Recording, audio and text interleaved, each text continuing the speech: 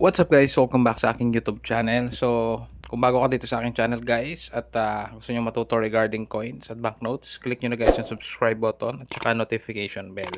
So, ngayong araw guys ay pag-usapan naman natin is hindi Philippine coins. No? So, napili ko tong coin na to kasi para maging aware kayo guys kung yung hawak po ninyo is legit or hindi. Kasi ito pong coin na ito which is itong Morgan dollar na tinatawag is marami pong nagkalat dito sa atin ng mga replica or fake.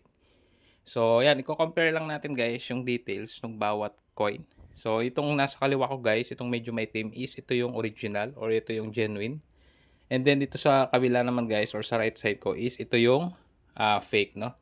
So, pagdating po sa details guys, although hindi kayo talaga collector or pwede nyo naman i-search yan guys, yung genuine po na itsura. And makikita nyo naman guys dito sa fake po, hindi po masyadong klaro yung mga details. At the same time guys, medyo magaan ito. Kung meron kayong parang weighing scale na ano, na digital po, yung maliliit lang, is mako-compare nyo po. Sa sides naman guys, parehas siya na reeded. Pero syempre, iba pa rin yung pagka gawa po nung ano, nung original compare po dito sa fake po, no? So, details pa lang guys, medyo hindi siya ano, kumbaga hindi siya detalyado compare dito sa original po.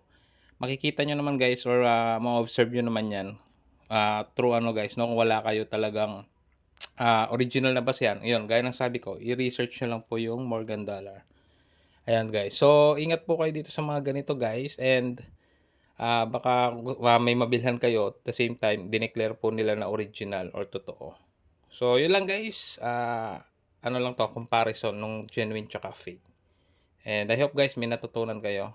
And maraming salamat sa panonood guys.